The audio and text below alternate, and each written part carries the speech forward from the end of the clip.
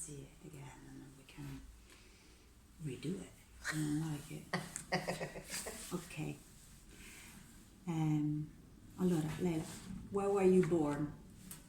I was born in Laverne, California. Laverne. Yeah. And what do you do? I work as a choreographer and a teacher, dance teacher, and sometimes a performer. And where do you work and live? I freelance, so I work around the UK as well as internationally, and I live in Bow in East London. Mm-hmm. Okay. So I also co-run a cafe. Okay. Yeah. That's important information to know. Okay.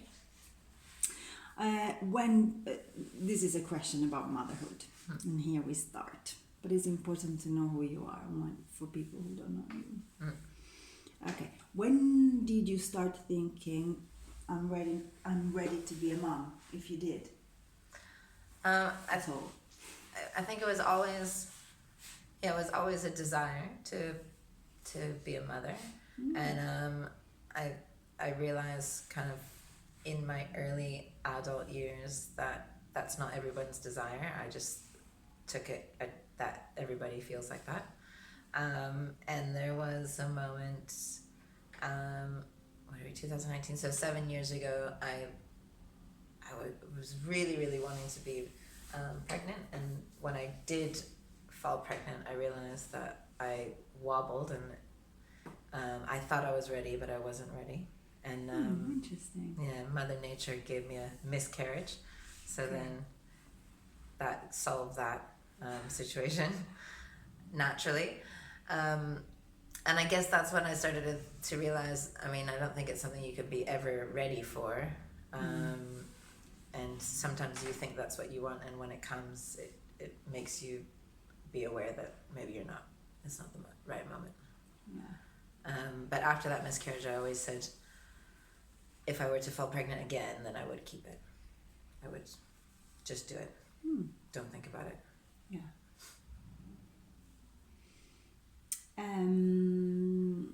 So when did you find out you were expecting then, and how old were you? So it was December 2015. So that's 4 years ago, so I was 33. Yeah. I found out I was 7 weeks pregnant. I was pregnant with a coil, with an IUD, and and because I had really wanted to be born. Yeah, ninja child. Because I had the miscarriages before. I was on high alert, and so the hospital just says you've got to go in right away. And so I had the 7-week scan, and then So you weren't really ready. Definitely not expecting. No. There was no plan for it. No plan. And so then the doctor said that they've got to remove the IUD, and there's a really high risk that we would lose the baby. And luckily it was an easy procedure, and they just said time will tell, and to lead your life normally. And I think that's always an interesting feedback, is to lead your life normally, but when you do something physical, what does that mean in terms of the development of the body in the pregnancy? Yeah. So when someone says live your life normally, they don't necessarily know that you roll and around the floor with great speed and stuff. So that's when I then looked at flying low, and I thought, wow, that's not really wasn't built for somebody who's pregnant, that's what you normally do. Yeah, so at the time I was you did. I was teaching a lot, and I still am teaching a lot of flying low and the passing through techniques from David Zambrano. Yeah. And I think that was that was the first. Oh, it wasn't the first. It was one of the first things to go. Okay, what's my schedule? What does my schedule look like? What are my commitments? How much can I do? What can I adapt? And are there things that I need to let go of? And what does that look like? So you found out you were pregnant when you were in the middle of teaching, or you were about to start teaching regularly and then you had to make decisions? How did that work? What was the scenario? So I found out right as I finished curating a wild card at Sadler's Wells, and so luckily it came after we finished, the week after we finished, and I had a 3 to 4 weeks before a break around Christmas before I was due to start back at London Contemporary Dance School.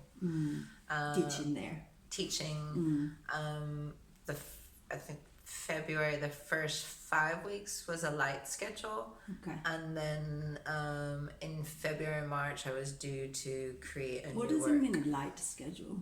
In terms of I was teaching maybe 4 classes a week, Okay. 2 afternoons a week. Okay.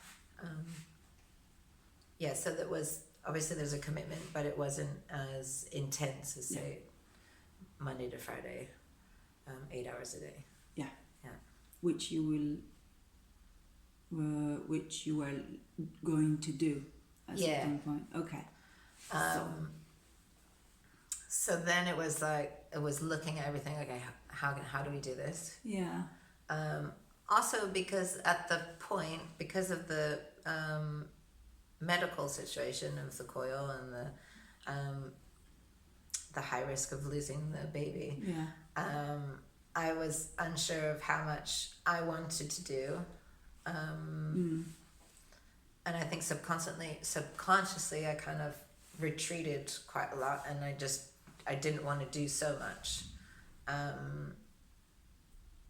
But my first thing was to communicate it to the people that had invited me to these jobs. And luckily, everybody at London Contemporary Dance School, especially David Steele, he was the head of the undergraduate department at that time, were super supportive, and they gave me freedom to adapt those initial classes. So that's where we decided to do passing through instead of the flying low, and then to bring in assistance when I needed the help. Yeah. Sounds great in that sense. Did you get maternity pay? Okay. So, because the way I say is great is because it sounds like you had a bit of control over how and when you stopped working and started again. Sort of. You had a bit of control over that. Yeah. With the help of people who understood your situation. Yeah, we need to weigh up. I weighed up a lot of different options, and the first option would be like, okay, how much of the work can I adapt to support what my body was going through, and if I were to continue the work, because the big thing was I had a commitment to teach 10 weeks of flying low Monday to Friday, and we knew that that might not be possible. But before saying that's not possible, let's see what we could do. Yeah. And can I do it with assistance for the whole time? But we decided it was, I say we because it was with David Steele. Sure. Decided that it would be better for the students that they would either have another person doing the flying low so they could see it in the body, or that we just found another guest to take that term. Yeah.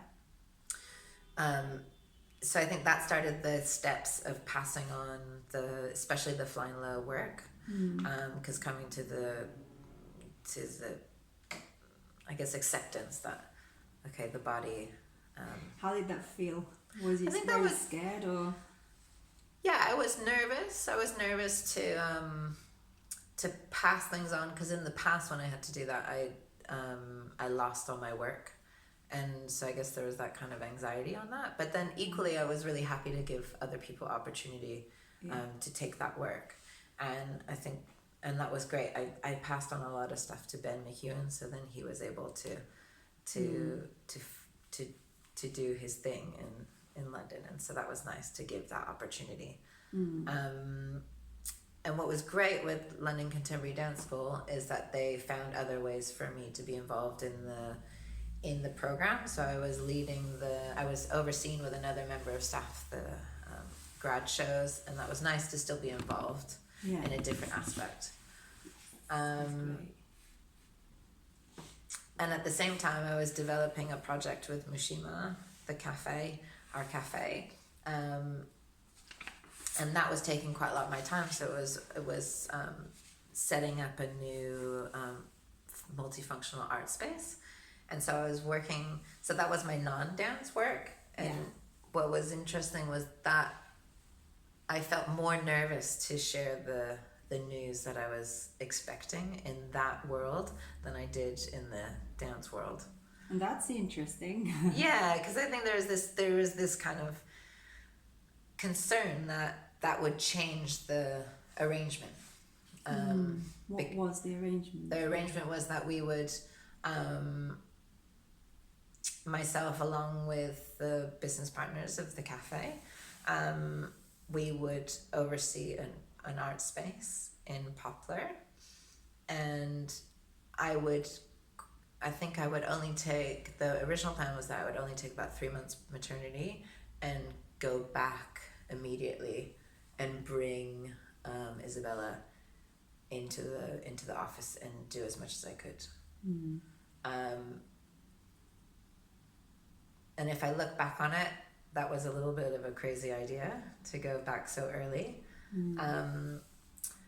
And if I fast forward a little bit, what happened is right when she was due, the business arrangement started to change, and a month after she arrived, they decided that they wanted, the housing association that we were in partnership with decided that they wanted to change the arrangement and have somebody else run the project. And it was a hard business learning curve to experience at the time, but actually from a mother parent point of view, it was almost a blessing that I didn't have that pressure to go back so early.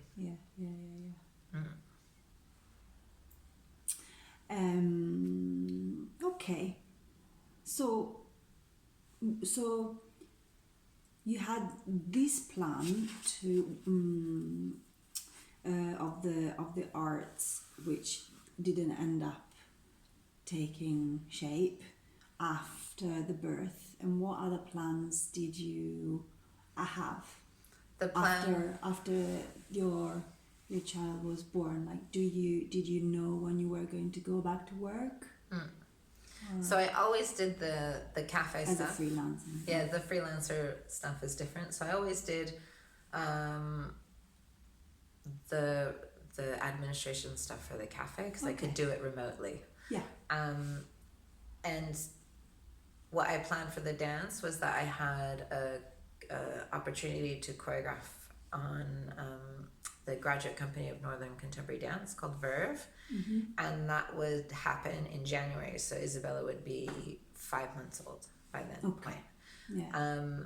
Is that something that you had to apply for, or is something that it came up as something that I was invited for? Okay. And great. that invitation came a year in advance. Yeah. And so I said yes before knowing I was pregnant. Oh, interesting. Okay. And then as soon as I was pregnant, I let them know, and then we decided. They said to me, they put the decision in my court because they said they would be fine to support that, and I would just need to see if I felt okay with that. So when I was seeing some other performers and other people having babies, I thought, okay, and also knowing that everything can be fine in the pregnancy and maybe something's not fine when the baby arrives. You kind of never know. It's unpredictable. Okay, so you were aware that you had to know how healthy everyone was after Yeah. birth, and those were some concern, weren't they? Yeah, and so I guess luckily, because Isabella was arriving in August and the summer is kind of quiet for everybody, that I was able to say, is it okay if I give you the final decision after she was born? And they were fine with that.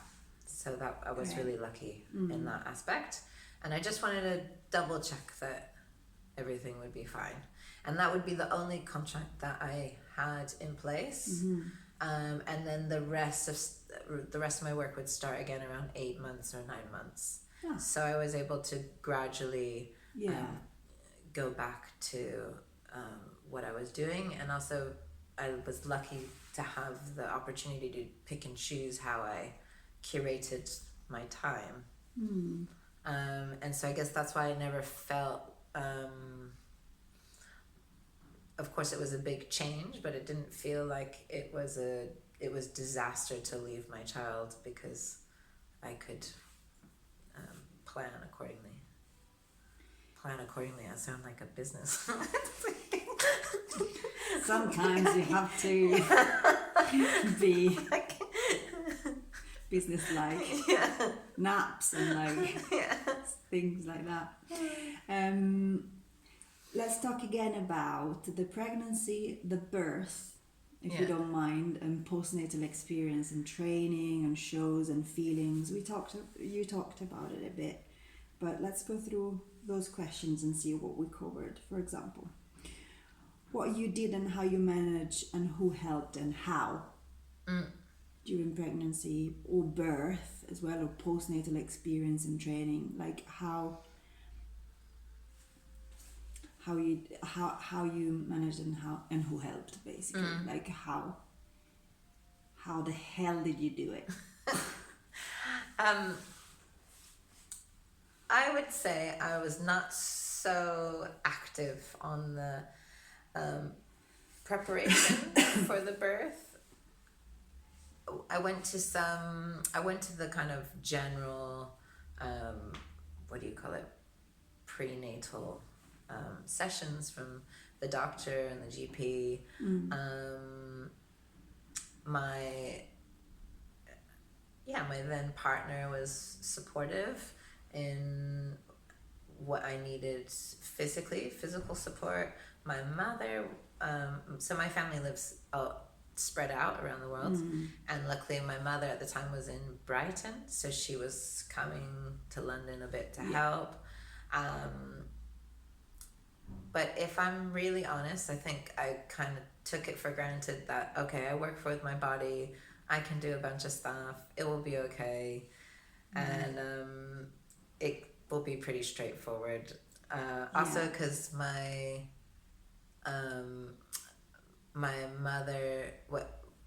birth with my mother was really easy. It was a home birth. Your birth? Yeah, like when you were born yourself? When I was born myself, the story is that it was a home birth. There was no medical intervention, and I came quite quickly, and it was bloodless, and the story is really great. So I thought, okay, then it should be the same for me, which is definitely not the case. No, okay. So I was planning to have, even though there's this whole thing of not to have a plan for the birth, I think, because I had the different. I guess I had it in my mind, okay, don't plan the birth, because the plan will always not go the way you want it to. Yeah, that's also true. So you've got to fill out this form of kind of what you would like to happen in your birth. I was given this form by the GP. And I think because there was so much time that passed, I had made this plan. And part of the plan was to go to a birthing center. And to try and do it as naturally as possible, and to go in the pool, and all these great things. And then through the pregnancy, I was on alert for gestational diabetes, so I needed to get tested for that. And luckily I didn't have the gestational diabetes, so that was cool. But then from that experience, I went and I changed my diet to make sure that there would be no further complications. Then leading up to the pregnancy, my blood pressure started to increase, so which was abnormal throughout the whole time. And I think that was a lot to do with, there was a lot of stress going on with the cafe projects, and maybe that caused I don't know, a complication in my body. And that's when the midwife started to become a little bit concerned, and so they said that I was now not able to have the baby at the birthing center. So this was 2 weeks prior to her due date. So then they said, you will need to go to the hospital. And then what happened is that she just wasn't coming, so they wanted to induce me. And I ended up being 15 days overdue. And I think that was challenging during those 2 weeks, because at that point I had fully stopped my work. I was working all the way up until the end point. And I think retrospectively, maybe I didn't give my body enough time to arrive into the birthing state, if that is possible. So I was doing lots of walks and raspberry tea. I think I drank enough raspberry tea for the whole of the city. Massage and swimming and anything I was trying. Turmeric and warm water, warm milk with honey, and I was open to castor anything. Castor oil. No, I don't think I did castor oil. I did do. I was starting to see a craniosacral therapist that specialized in birth and pregnancy, and but nothing helped. This kid was not moving. And everybody around me started to get really anxious and concerned, and that doesn't help. I think that was hard, and everybody at the cafe was waiting for the baby to arrive, and it got to the point that I couldn't go to the cafe. I was going around the back door. Of course. And I was just sitting there going, I'm fine. This baby will come when she's meant to come. And everybody else around me was freaking out. Yeah, including the midwives. So also Izzy wasn't such. So my daughter's name is Isabella, and we call her Izzy. She wasn't so busy in my belly, so she was kind of quite calm. And I think I said that one time at one of the checkups, and they immediately freaked and rushed me to the hospital, and they said, you have to go now, and you have to be induced now. And I was like, yeah, but I'm on my own. I don't have anything with me.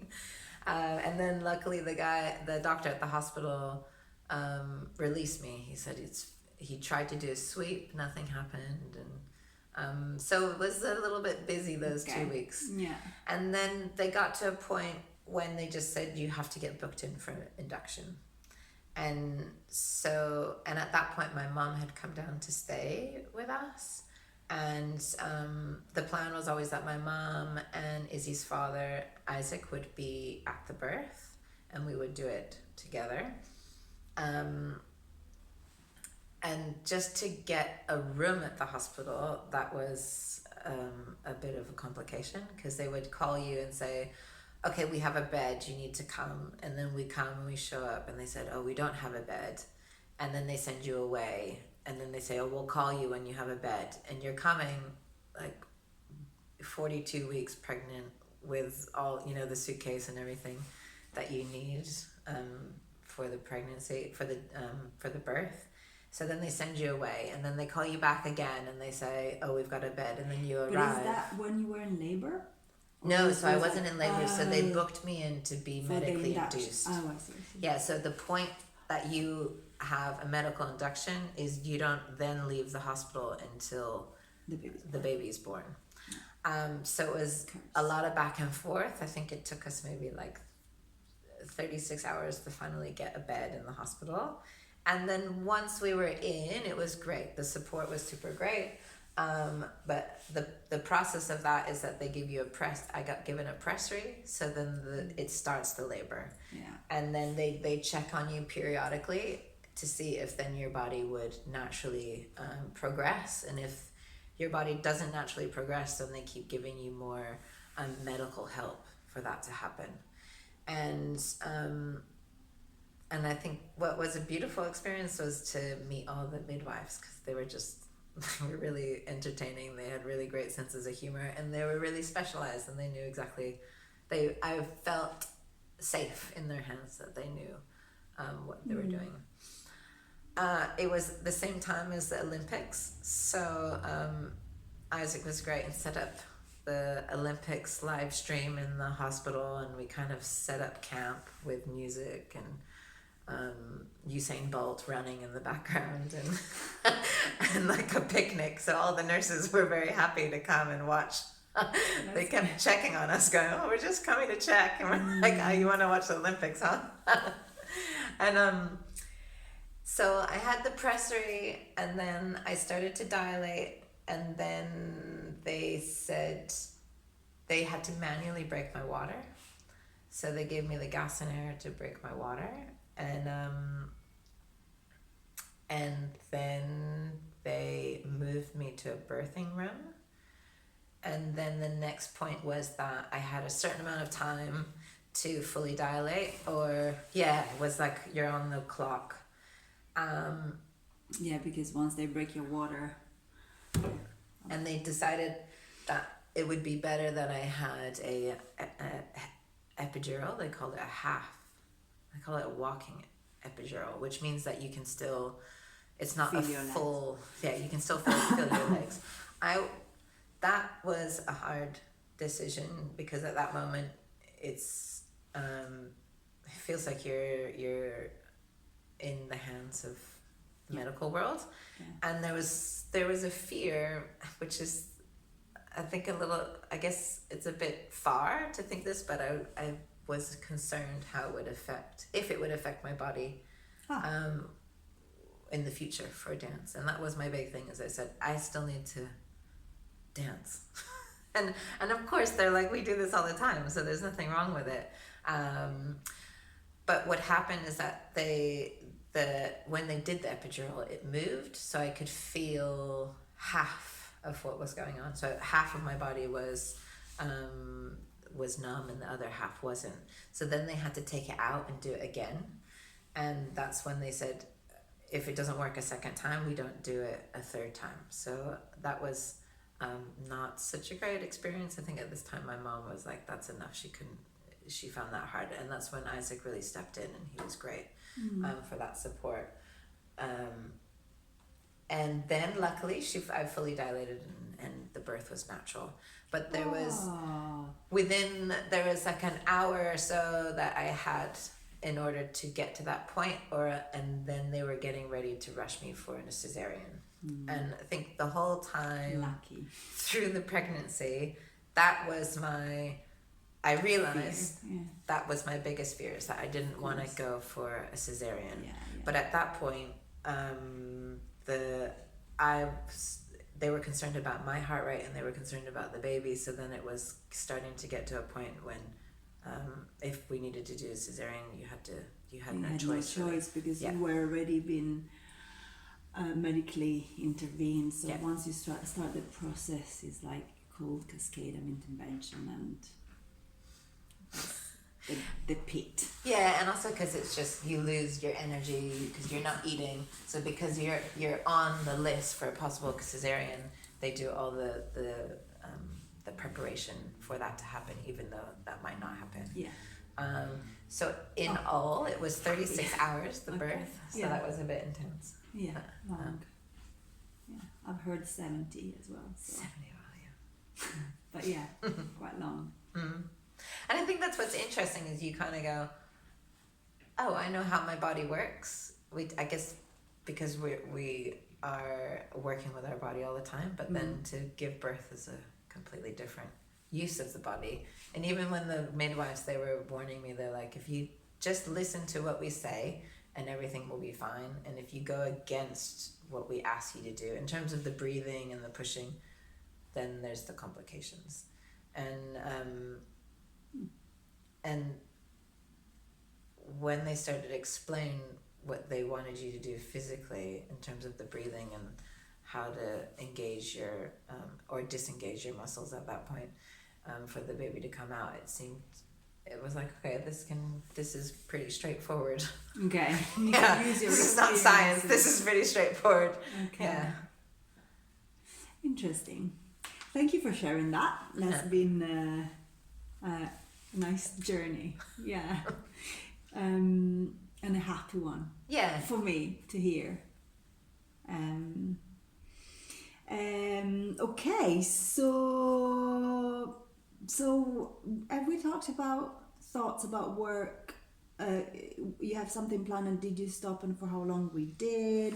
And after the birth of your baby, did something change towards how you were thinking about work and when to go back? Like, you have these plans before, but like once she was actually out, these that you have planned, did it stay, or did it change in your mind, or not? So, because we had this change within the business of the cafe, that was disruptive, not only for a logical point of view, but from the plan of how we can financially support having a child, and I guess that kind of put into reality that, okay, I'm used to going out and working with my body and getting some work if I need extra work, and at that point I couldn't do that. No. So then how can we find other ways to support this period? And luckily I had some help from my family, which would help for the first, it would be until I would go do the job with Northern Contemporary Dance School. So for the first 4 or 5 months. You had maternity pay. I had maternity pay, which helped, but it doesn't. It helps, but it doesn't solve everything. Yeah. Is it the £500 a month? Yeah. So I had the basic statutory maternity pay. I had the child benefit, and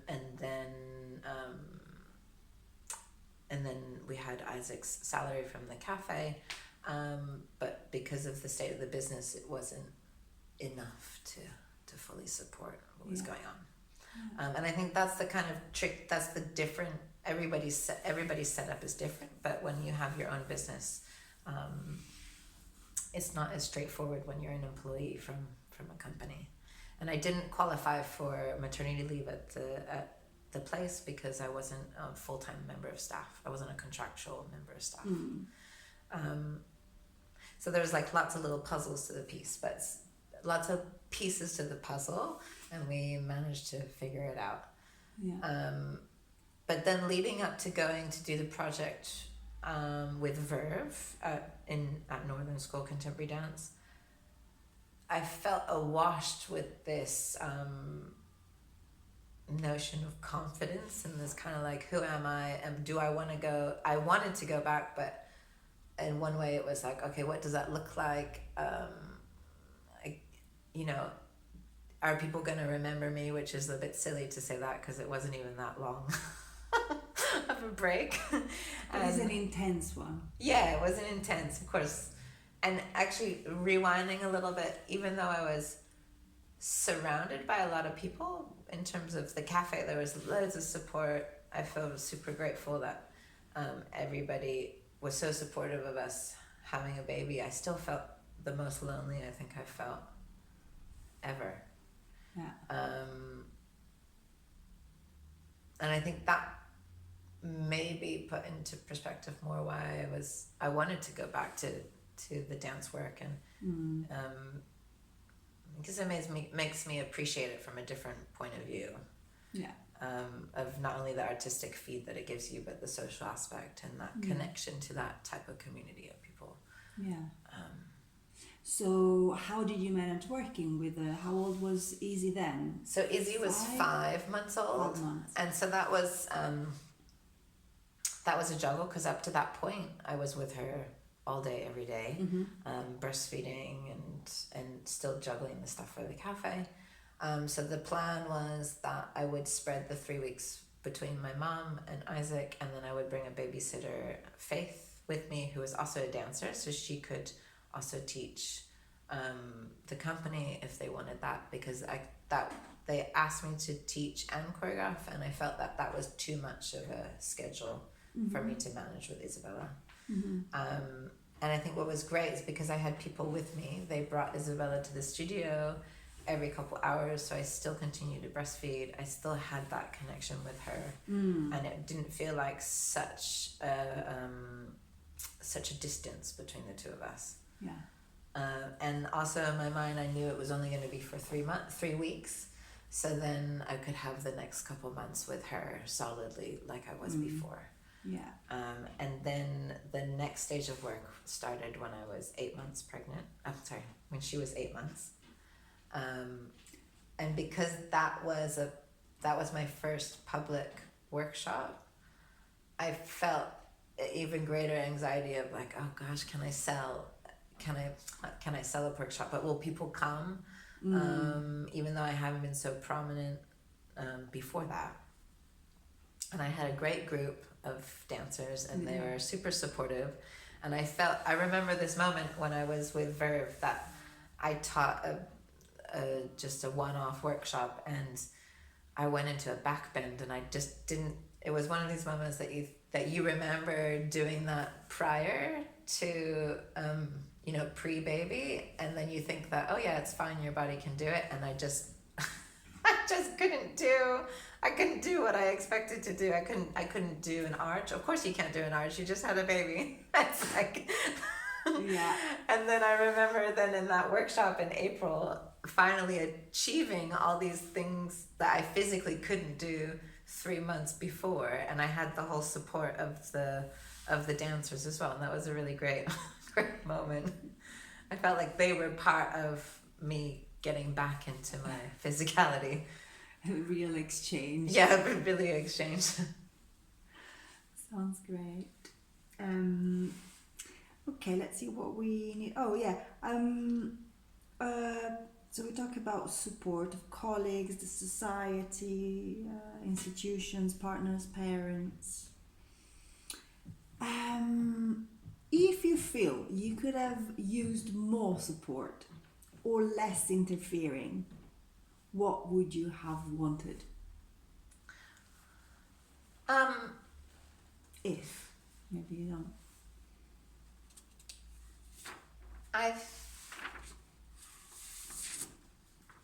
think it would have been nice to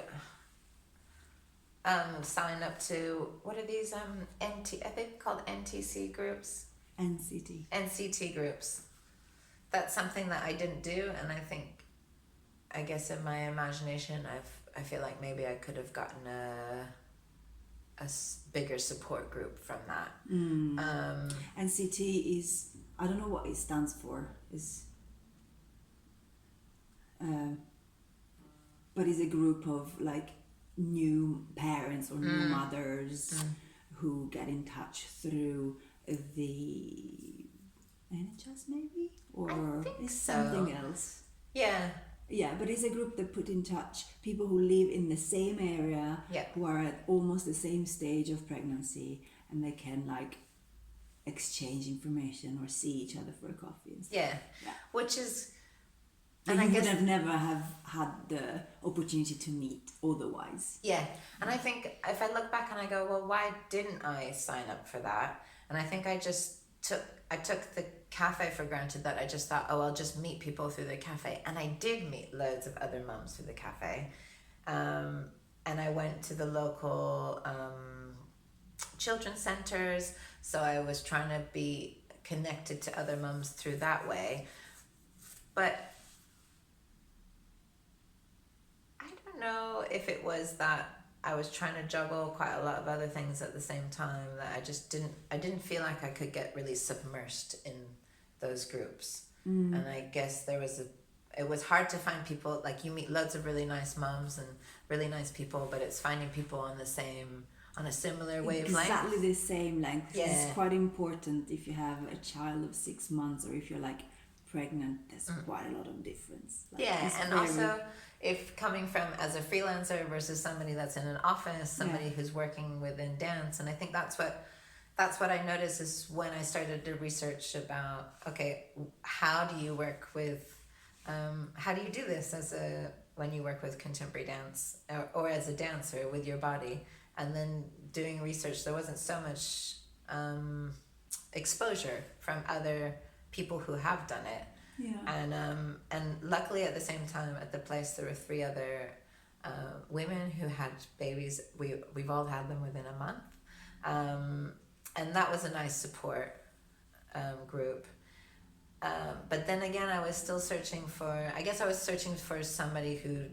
for people who did similar physicality to what I did. So I did reach out to some other artists that do the flying low and passing through work, and they were helpful. But everybody says the same kind of overall thing is that you need to figure out what works for you. Yeah. And I think looking back on my path through the pregnancy and actually understanding a little bit more of the process of that is the body supports the baby like a lot after the 3 months. And so after the 3 months? After the 3 month gestational period of pregnancy. Oh. Yeah. So then I would love to do it again, and I would love to dance more through the pregnancy. I did do a little bit, but I have this vivid memory of seeing Hannah Gilgren from H2 Dance, and she was just, it was so beautiful to see her in a workshop just dancing so freely, really heavily pregnant. And of course, you need to feel good about doing that. Exactly. And I think I had a lot of reservations because of the medical situation that was going on. But yeah, so going back to the support, I missed that kind of regular meeting of a community that was focused on motherhood and the baby. Yeah. And what was great moving forward in terms of support with working is that because Isabella's father Isaac was connected, he needed to be at the cafe most of the time to help that development. I then thought, well, how can I? Wasn't only the decision, okay, I want to continue working, but how does that happen if I don't put her into a nursery right away? And because my work was sporadic, it didn't make sense to put her into nursery, and I didn't really want to do that so early on.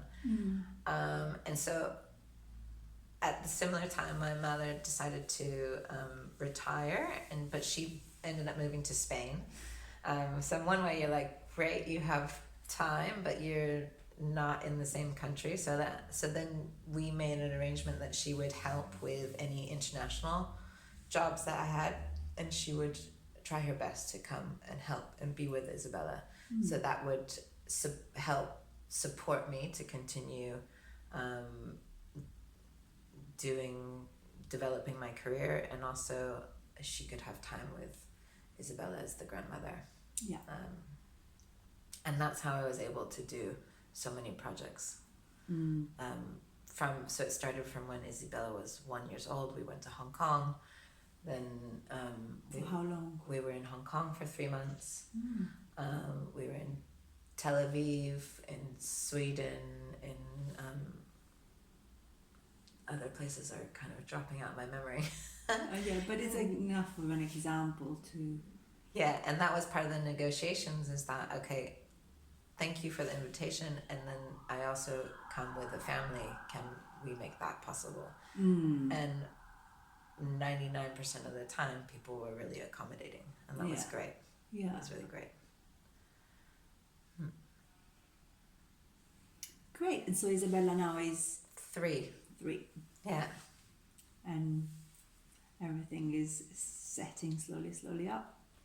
Well, now this is what I start to see is, okay, so she's more independent.